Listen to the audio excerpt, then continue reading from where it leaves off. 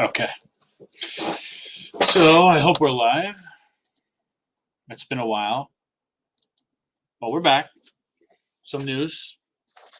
Recently, I did a presentation on longevity slash blue zone slash sirtuin foods or cert foods, which are three different things. So blue zone is where everybody's living into their 80s and 90s and hundreds, and they're in good states.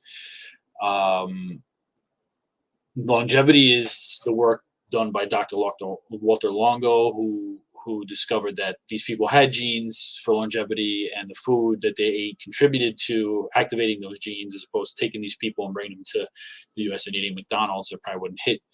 They're lucky if they hit 80.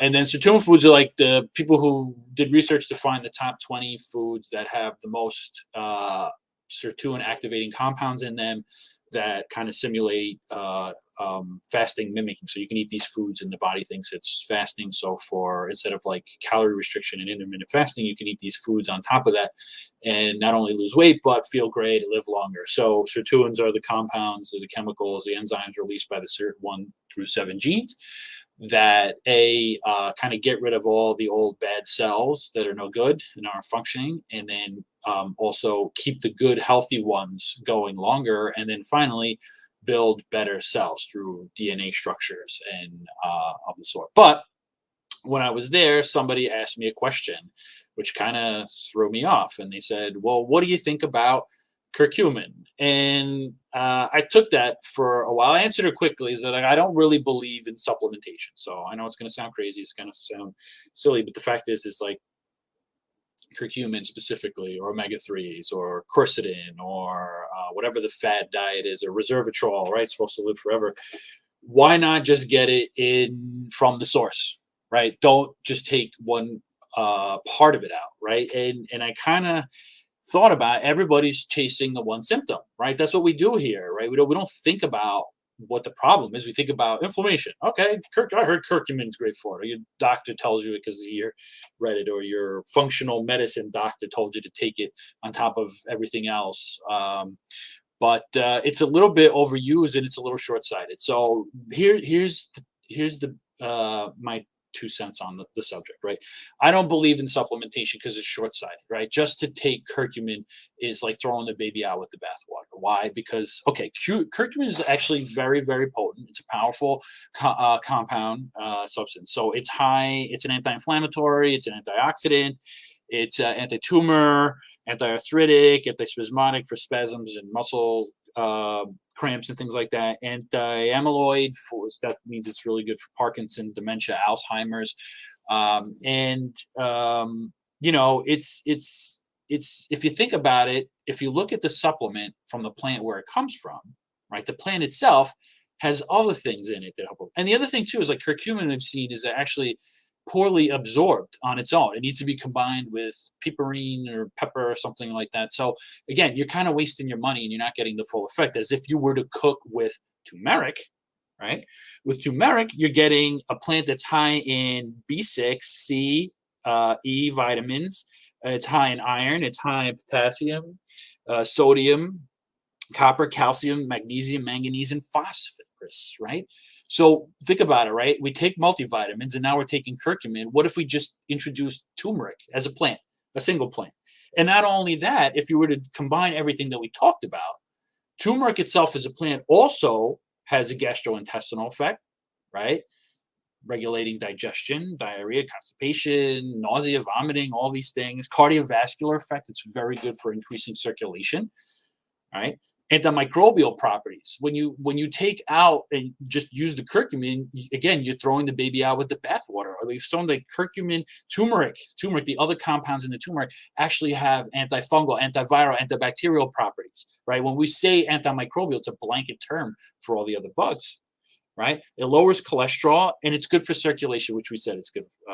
But what I want to say is that herbs themselves, the plant themselves, have multiple functions on top of one supplement, right? Supplementation is similar like Western medication, where you take the one harshest element from a plant, by the way, to manage one symptom and not getting to the root, right? So we're harnessing the power of plants with an herb, right? One herb, one plant, one herb has multiple properties. It's green medicine, right? It's sustainable, right? We could pick them out of the ground, or if we can forage or find them in the wild, we know where they are. We don't have to put them in a lab. We don't have to build out structures and waste energy, taking the substances out of the plant. And then, we think about like it's the oldest form of medicine. We've been using it longer than we were Homo sapiens, right? Before we evolved into who we are today. Our ancestors used to watch animals eat these plants in the wild, and that's where we picked it up. So if somebody says to you it's the longest running, most effective medicine in the world, it's because we've been doing it so long, right? And there is evidence in randomized controlled trials that it is effective, right? But we don't just need that. We need the track record of 1,000 years. Like I use a formula in my practice. It's over 1,000 years old when the Vikings invaded England. And then it's kind of like I always tell my patients, right? It's thinking about plants, right, is somewhere in between, or herbal medicine is somewhere in between eating properly, right, and pharmaceutical intervention.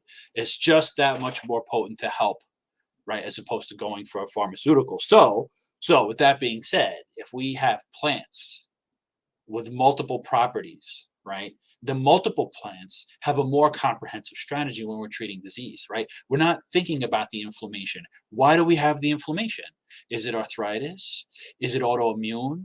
Is it injury? Is it trauma? Like, why do we have the inflammation? Why is inflammation so important all of a sudden, right? Do I have a headache?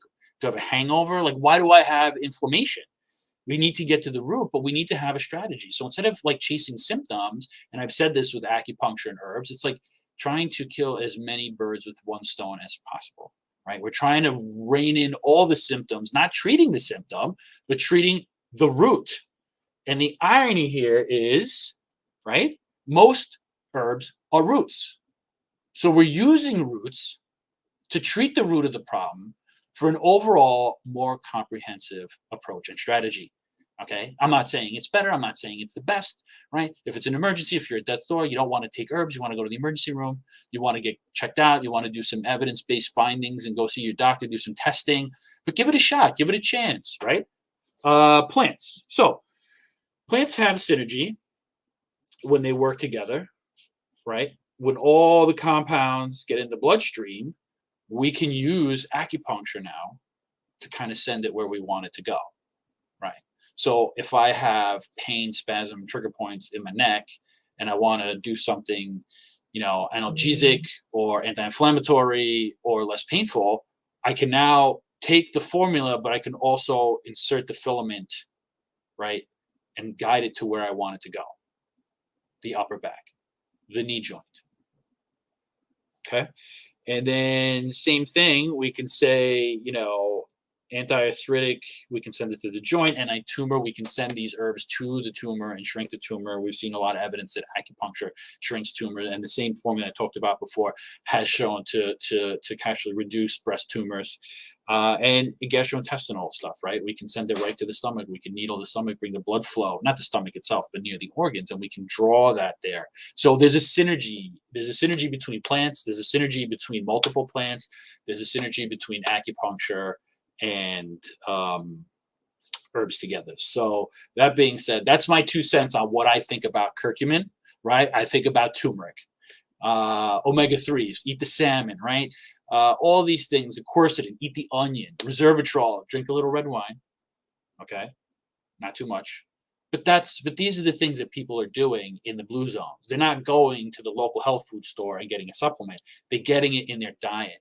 And if they need a step further, it's not working or a diet's not helping, we can incorporate plants. We can incorporate an intervention like acupuncture and herbs. And that's it for today. So thanks for listening.